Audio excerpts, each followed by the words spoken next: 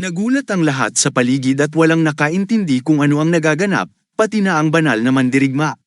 Hindi niya matukoy kung kanino nanggaling ang napakalakas na enerhiya.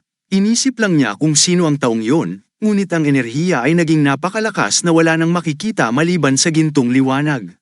At biglang naglaho ang enerhiya, iniwan ang lahat sa pagkabighani. Tanging ang mga bantay sa paligid ng banal na espada ang nakasaksi sa lahat ng ito. Bumagsak pa nga si Buo dahil sa lakas ng pagsabog, at sa parehong sandali, inutusan ng banal na espada ang lahat na sumunod sa kanya. Tinanong ng dalaga ang Ice Ghost, sino yun? Sumagot ito na hindi niya pa alam, ngunit walang duda, ang taong yun ay napakadelikado. Ang reaksyon ng Ice Ghost ay nagpaisip sa dalaga. Maging ang malamig at kalmadong Ice Ghost ay nagpakita ng pag-aalala, kaya tiyak na hindi ordinaryo ang taong ito. Hindi pa rin niya matukoy kung ito nga ba ang tao na iniisip niya. Sa parehong sandali, napansin niya na ang siyentipiko ay nakatayo sa tabi niya at tila may mali rito. Agad siyang nagtanong kung ayos lang ba ito, sinubukang pakalmeyin siya sa pagsasabing, mabuti na ngayon ang lahat. Subalit, napansin din niya na tila napakakalmado ng siyentipiko para sa isang taong mahilig lang magbasa ng mga aklat. Patuloy itong nakatitig sa kanyang kamay na kumikislap ng asul na liwanag. Hindi mo ari ng siyentipiko kung sino ang taong yon, ngunit alam niyang walang duda na ito ay ang tunay na kapangyarihan ng isang mandirigmang martial artist. Maging ang mga dahon mula sa mga puno sa paligid nila ay nagsimula ng magbagsakan dahil sa alo ng enerhiyang yon. Samantala, narating nila ang Sneaking Dragon Pavilion. Nakaupo ang banal na espada sa harap ng monghe, at sila'y nagsasagawa ng seremonya ng tsaa. Dahan-daang sumisipsip ng tsaa ang monghe, nilalasap ang lasa ng puwerti. Inubos niya ang kanyang tsaa hanggang sa huling patak. Pagkatapos, tinanong ng monghe ang banal na espada kung saan ito naglalakbay ng matagal. Sumagot ang Sword Saint na galing siya sa Jensen Mountain. Tinanong rin niya kung totoo ba ang mga balitang may isang martial artist na naninirahan doon. Ipinaliwanag ng banal na espada na pumunta siya upang makipagkita rito, ngunit wala siyang natagpo ang ganitong tao. Gayunpaman, batay sa mga heavenly records, tiyak siya na may ganoong tao, ngunit kahit gaano siya katagal naglakbay sa bundok, hindi niya ito matagpuan. Matapos marinig ito, sinabi ng monghe na baka nasayang lang ang oras ng banal na espada sa paghahanap ng mga bulong-bulungan o heavenly records, at hindi dapat isisi sa kalangitan ang bagay na ito.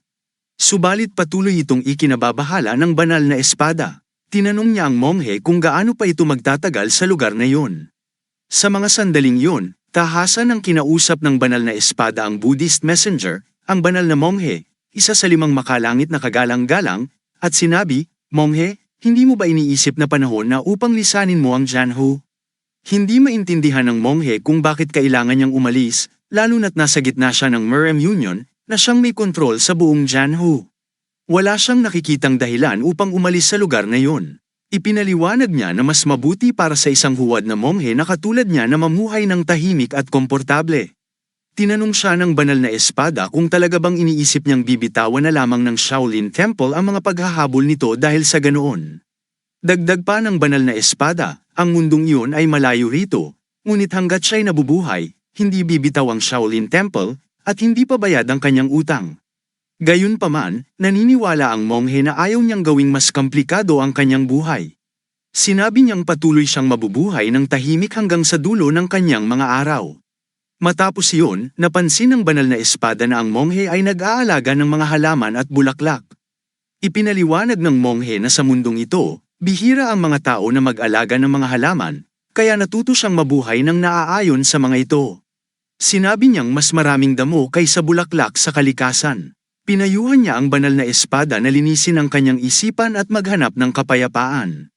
Kung mas marami ang damo sa kalikasan, hindi ba dapat tayong maghanap ng mga bulaklak sa gitna nito? Tanong ng banal na espada. Subalit, naniniwala ang monghe na ang tunay niyang trabaho ay magturo ng mga aral, hindi mahalaga kung magtanim ka ng damo o bulaklak, huwag mong isuko ang dragon.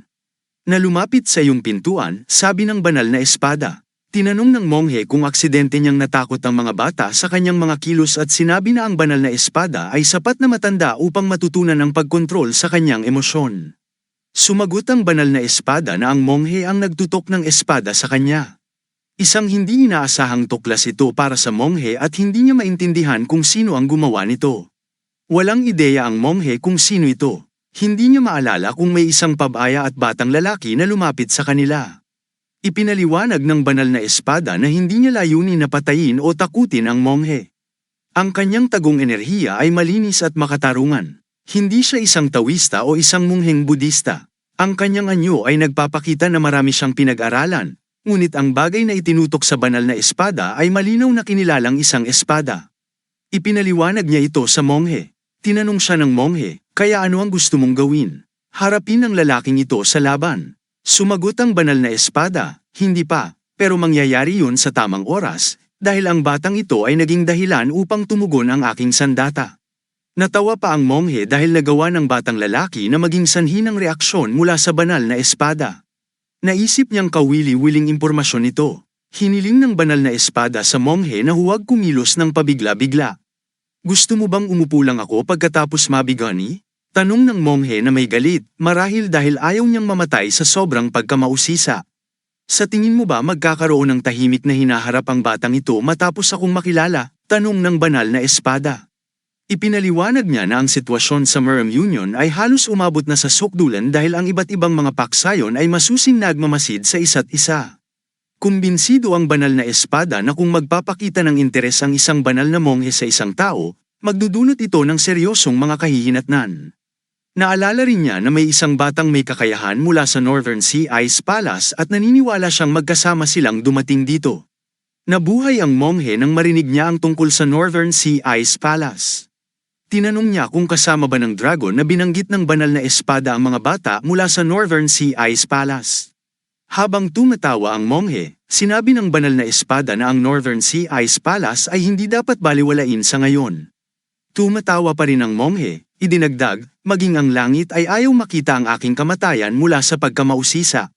Hindi ito malinaw sa banal na espada kaya tinanong niya kung ano ang ibig sabihin ng monghe. Ipinaliwanag ng monghe na nagkataon lang na napadpad doon ang bata at kinilala ng banal na espada ito bilang isang tanda mula sa itaas. Gayunpaman, hindi pa rin maintindihan ng banal na espada kung ano ang iniisip ng matandang lobo sa kanyang harapan. Tapos na ang araw at bumagsak na ang gabi sa kalye. Naiwang mag-isa ang siyentipiko, nag-iisip na hating gabi na. Hindi siya makatulog at hindi niya maalis sa isipan ang guro ng martial arts. Walang duda, ang enerhiya nito ay mainit at masama. Sigurado ang siyentipiko, pero hindi niya maiwasang isipin na maaaring dahil itinaas din niya ang kanyang espada. Bagaman naaalala niyang nangyari yun pagkatapos na niyang maramdaman ang enerhiya. Pagkatapos niyang umalis sa Forbidden City, karamihan sa mga taong nakasalamuhan niya ay hindi nakamit ang kanyang inaasahan, ngunit nabighani siya. Gayunpaman, ang hitsura at presensya na ipinamalas ng guro ay parang bagyo na naglipat ng kanyang interes mula sa iba patungo sa sarili niya. Napakakuryoso niya kung anong uri ng teknika ng espada ang kayang ipakita ng taong ito. Hindi niya ito maisip, ngunit hindi niya rin maintindihan kung bakit siya laging iniistorbo ni Ping Seal. Siguro gusto niya ng mga babae na ganoon, pero nagdesisyon siyang huminto na. Sa mga naiisip na ito, nagtanong siya sa sarili, ano bang iniisip ko? Habang tumitingin sa paligid, naisip niya na ang mga tao sa Muram Union ay dapat laging nagsasanay. Lahat ba sila pagod o nag-eensayo sa kanilang mga silid, naisip niya, at napagpasyahan na dapat din siyang maghanap ng lugar para magsanay. Pagkatapos ng kanyang huling pagpupulong, hindi siya makaupo na lang. Sa lahat ng lugar na napuntahan niya, hindi niya inaasahan na magiging ganito kahirap maghanap ng lugar para magsanay sa Muram Union. Gayunpaman, gusto niya ang lugar na ito sapagkat walang ibang tao dito. Umakyat siya sa arena at halos magmamadaling araw na. Naramdaman niya ang kakaibang pakiramdam na hindi pa niya naranasan noon. Ganito pala ang pakiramdam ng tumayo sa arena, naisip niya. Sinimulan niyang mag-concentrate at gisingin ang kanyang enerhiya. Isang espada ang lumitaw mula sa gitna ng kanyang katawan. Lumabas ang espada mula sa kanyang katawan at lumutang sa harapan ng kanyang ulo. Sa sandaling yun, naramdaman niya ang presensya ng isang tao sa kanyang kaliwa. Ito ang batang lalaking nakipaglaban nang lumitaw ang banal na espada. Agad na nakilala ng siyentipiko ang batang lalaki nang magsimula itong lumapit. Nang papalapit sa arena, tumigil siya sa harap nito. Naisip ni Han na baka dapat na siyang umalis mula rito. Nagsimula siyang bumaba mula sa arena, ngunit nang makalapit si An ay binati siya, magandang umaga. Binati rin siya ni Han at sinabi ang kanyang pangalan. Nakilala ni On na si Han ay kasama ng mga tao mula sa Northern Sea Ice Palace.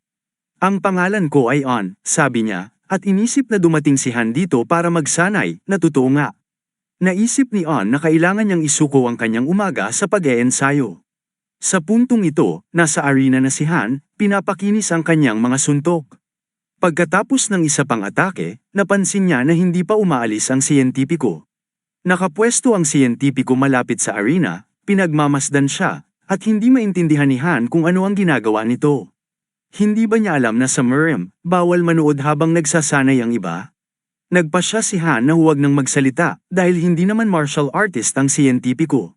Gayunpaman, patuloy siyang naabala kaya nagdesisyon si Han na tapusin na ang kanyang pag-eensayo. Nang ibaba na ni Han ang kanyang espada, humarap si On at humingi ng paumanhin. Lumingon si Han at tinanong, ano ang nangyari? Tinanong ni On kung maaari siyang magtanong. Naglakas loob siyang magtanong kahit na tila hindi kapanipaniwala ito. Alam niyang mas mabuting huwag nang magtanong, ngunit sumugal siya. Ang estilo ng pag-eensayo ni Han ay nagpapaalala kay On ng galaw ng espada na nakita niya sa duelo kahapon, kaya instinctively ay lumapit siya. Hindi mukhang magiliw ang taong nasa harapan niya, pero hindi niya mapigilan ang kanyang kuryusidad. Naisalaban na siya ng kuryusidad dahil sa nakita niyang pagsasanay. Napansin ni On na kakaiba ang nagawa ng swordsman at nais niyang malaman kung ito ba'y may kinalaman sa teknika ng Sea Warrior. Nagulat ng bahagya ang taong nasa harap niya, ngunit humingi ng paumanhin si On sa kanyang tanong at sinabing huwag mag-alala, gusto lang niyang kumpirmahin ang kanyang hinala. Sumagot ang lalaki na hindi siya karaniwang siyentipiko kung nagawa niyang makilala ang teknika ng swordsman ng South Sea. Hinikayat siyang magsalita ng walang pag-aalinlangan kung mayroon siyang hula, at inalok ang kanyang tulong. Nang tanungin kung may mga hinala ba si On, sinabi niyang mayroon. Hindi niya alam kung paano ito sasabihin ng tama, pero alam niya sa kanyang isipan na pagkatapos ng duelo kahapon, gusto niyang magkomento sa galaw ng espada kahit na sa tingin niya hindi ito ang tamang oras. Sa huli, direkta niyang sinabi na ang galaw ng espada ni Han ay kahalintulad ng raging waves ng dagat, at yun lang ang nais niyang idagdag. Nang marinig ang mga salitang yun, tumalikod ang lalaki at naglakad sa isang hindi tiyak na direksyon nang hindi nagsasabi ng kahit ano. Wala siyang sinagot at hindi man lang lumingon habang papalayo. Naunawaan ni On na magiging mahirap magtaguyod ng relasyon sa batang ito. Nauunawaan niya ang nararamdaman nito matapos matalo sa isang laban kahapon na may kasamang kahihiyan, at ngayon ay pinapayuhan pa siya ng isang siyentipiko. Malamang ay nakaramdam ng kawalang katiyakan ng bata. Nang makabalik si On sa lugar ng pagsasanay, sinimulan niyang paghusayin ang kanyang mga teknik. Pinagmamasdan niya ang estilo ng batang mandirigma, humahanga sa kahangahangang kombinasyon ng dalawang bahagi. Naisip niya na ang isang maliit na galaw ay maaaring mapabuti ang kanyang sariling talas, ngunit kahit ipakita niya ito sa bata, malamang ay hindi ito tatanggapin ito mula sa kanya, at maaaring walang silbi para sa siyentipiko. Bagamat kakaiba at maganda ang mga galaw ng batang yon, sayang lang at hindi niya ito nagagamit ng tama, bagay na ikinadismaya ni On. Kinabukasan, sa kumperensya ng Phoenix Dragon, nagtipon ang lahat sa isang malaking gusali. Sinabi ng Deputy Commander na nagbibigay ng malaking pansin ang Murem Union sa mga pagpupulong sa pagitan ng mga pangkat, at ang lahat ng mahalagang desisyon ay dumadaan sa mga resolusyon ng Council of Representatives. Ang mga unit ay nabubuo batay sa mga resolusyong ito. Kung may lumitaw na problema kaugnay ng mga isyu ng Murem, dahan-dahan itong reresolbahin ng alyansa upang maiwasan ang isang malaking digmaan sa pagitan ng katarungan at kasamaan. Nakakabagot ang mga usaping ito para sa mga kabataang naroon, at hindi interesado ang isa sa kanila sa pakikinig sa mga kasaysayang ito. Ang mga isyong nabanggit ay bunga ng mga aksyon ng Murem o ng katiwalian ng ilang opisyal. Bukod dito, napansin ng mga mag-aaral na masyadong matindi ang pagtingin nila sa isa't isa, na halos hindi na komportable. Napansin din nila na ang mga kinatawan mula sa South Sea at Northern Sea Ice Palace ay tila hindi aktibo sa pagpupulong, ngunit malinaw na sila ang mga hinirang na maging susunod na mga pinuno ng Murem sa hinaharap. Iniisip ng mga guro na sila ay naimbitahan lamang upang makahanap ng kapalit na may tunay na talento dahil walang eksperto sa lugar na iyon. Ito ang Murem Union na nagtutulungan.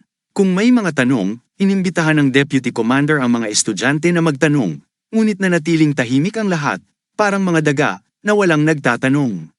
Pagkatapos ay inihayag ng Deputy Commander ang isang maikling pahinga, at pagkatapos nito ay magpapatuloy ayon sa schedule.